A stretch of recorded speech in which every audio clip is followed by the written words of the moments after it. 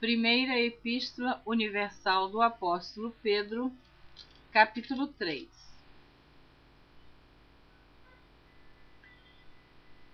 Os deveres das mulheres e dos maridos cristãos.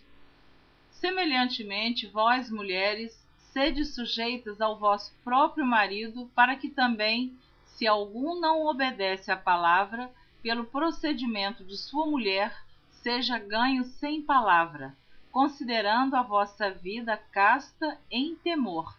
O enfeite delas não seja o exterior, no frisado dos cabelos, no uso de joias, de ouro, na compostura de vestes, mas o homem encoberto no coração, no incorruptível trajo de um espírito manso e quieto, que é precioso diante de Deus. Porque assim se adornavam também antigamente as santas mulheres que esperavam em Deus e estavam sujeitas ao seu próprio marido. Como Sara obedecia a Abraão, chamando-lhe Senhor, da qual vós sois filhas, fazendo o bem e não temendo nenhum espanto. Igualmente vós, maridos, coabitai com ela com entendimento, dando honra à mulher, como vaso mais fraco, como sendo vós os seus co-herdeiros da graça da vida, para que não sejam impedidas as vossas orações. E finalmente, sede todos de um mesmo sentimento, compassivos, amando os irmãos, entranhavelmente misericordiosos e afáveis, não tornando mal por mal, ou injúria por injúria, antes, pelo contrário, bendizendo, sabendo que para isto fostes chamados, para que por herança alcanceis a bênção. Porque quem quer amar a vida e ver os dias bons, refreia sua língua do mal, e os seus lábios não falem engano. Aparte-se do mal e faça o bem, busque a paz e siga.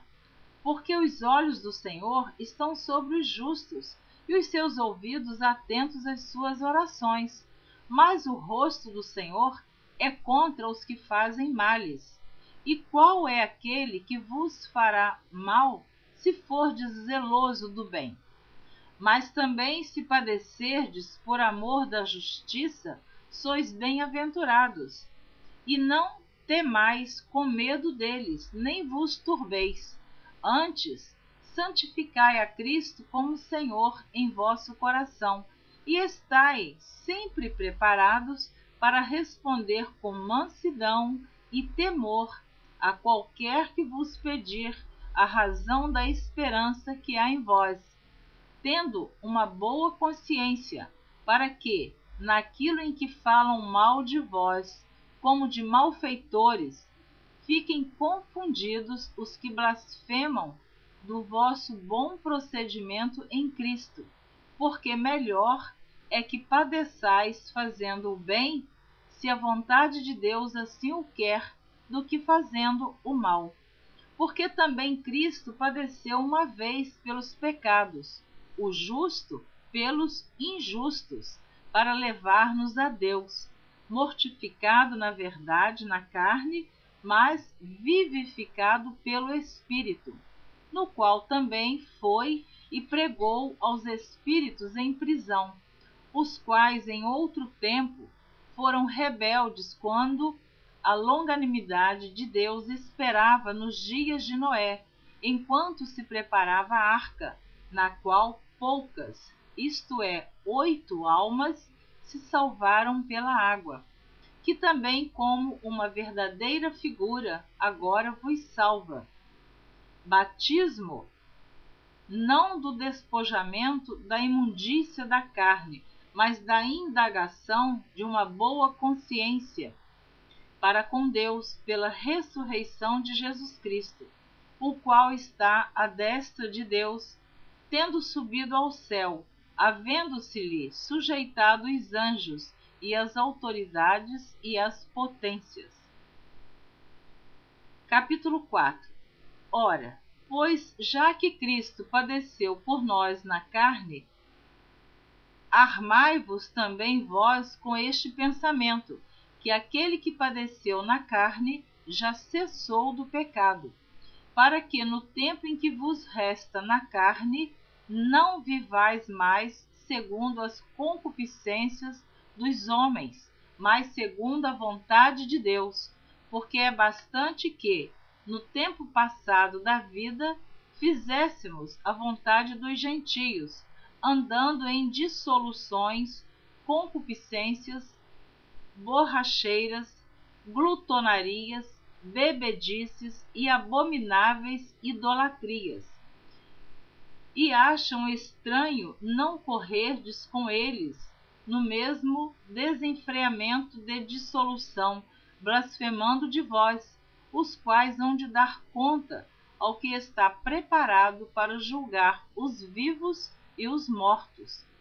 Porque por isto foi pregado o evangelho também aos mortos, para que na verdade fossem julgados segundo os homens, na carne, mas vivessem segundo Deus em espírito. E já está próximo o fim de todas as coisas, portanto, sede sóbrios e vigiai em oração. Mas, sobretudo, tende ardente caridade uns para com os outros, porque a caridade cobrirá a multidão de pecados, sendo hospitaleiros uns para os outros, sem murmurações. Cada um administre aos outros o dom como o recebeu, como bons despenseiros da multiforme graça de Deus. Se alguém falar, fale segundo as palavras de Deus. Se alguém administrar, administre segundo o poder que Deus dá, para que em tudo Deus seja glorificado por Jesus Cristo, a quem pertence a glória e o poder para todo sempre. Amém. Amados, não estranheis a ardente prova que vem sobre vós, para vos tentar, como se coisa estranha vos acontecesse, mas alegrai-vos no fato de serdes participantes das aflições de Cristo, para que também, na revelação da sua glória, vos regozijeis e alegreis. Se pelo nome de Cristo sois vituperados, bem-aventurados sois, porque sobre vós repousa o Espírito da glória de Deus. Que nenhum de vós padeça como homicida, ou ladrão, ou malfeitor, ou como o que se entremete em negócios alheios. Mas se padece como cristão, não se envergonhe, antes glorifique a Deus nesta parte, porque já é tempo que comece o julgamento pela casa de Deus.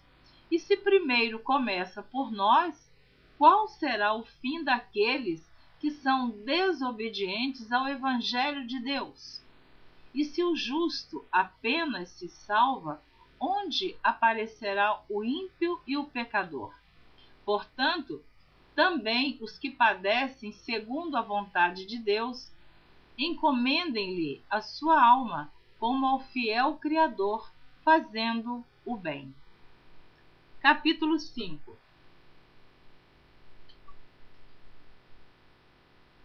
Os deveres dos anciãos e dos jovens, humildade e vigilância. Aos presbíteros que estão entre vós, admoesto eu, que sou também presbítero com eles e testemunha das aflições de Cristo e participante da glória que se há de revelar. Apacentai o rebanho de Deus que está entre vós, tendo cuidado dele, não por força, mas voluntariamente, nem por torpe ganância, mas de ânimo pronto, nem como tendo domínio sobre a herança de Deus, mas servindo de exemplo ao rebanho. E quando aparecer o sumo pastor, alcançareis a incorruptível coroa de glória. Semelhantemente, vós, jovens, sede sujeitos aos anciãos, e sede todos sujeitos uns aos outros, e revesti-vos de humildade, porque Deus resiste aos soberbos, mas dá graça aos humildes. Humilhai-vos, pois, debaixo da potente mão de Deus, para que a seu tempo vos exalte, lançando sobre ele toda a vossa ansiedade, porque ele tem cuidado de vós. Sede sóbrios, vigiai, porque o diabo, vosso adversário, anda em derredor, bramando como um leão, buscando a quem possa tragar, ao qual resisti firmes na fé, sabendo que as mesmas aflições se cumprem entre os vossos irmãos no mundo. Votos e saudações finais. E o Deus de toda graça, que em Cristo Jesus vos chamou à sua eterna glória, depois de haverdes padecido um pouco, ele mesmo vos aperfeiçoará, confirmará, fortificará e fortalecerá. A ele seja a glória e o poderio para todos sempre. Amém. Por Silvano, vosso fiel irmão, como cuido, escrevi abreviadamente, exortando e testificando que esta é a verdadeira graça de Deus, na qual estáis firmes. A vossa coeleita em Babilônia vos saúda, e meu filho Marcos. Saudai-vos uns aos outros com ósculo de caridade. Paz seja com todos vós que estáis em Cristo Jesus. Amém. Você terminou de ouvir os capítulos 3, 4 e 5, ouvindo assim toda a primeira Epístola Universal do apóstolo Pedro. Na próxima gravação você estará ouvindo a segunda Epístola do apóstolo Pedro. Não perca a próxima leitura. Eu quero abençoar a sua vida abundantemente. Que Deus conceda o grande desejo do seu coração. E não desista de ouvir a leitura da Bíblia, de ler a palavra de Deus. Continue. Você que vem acompanhando a leitura da Bíblia já está quase chegando no final.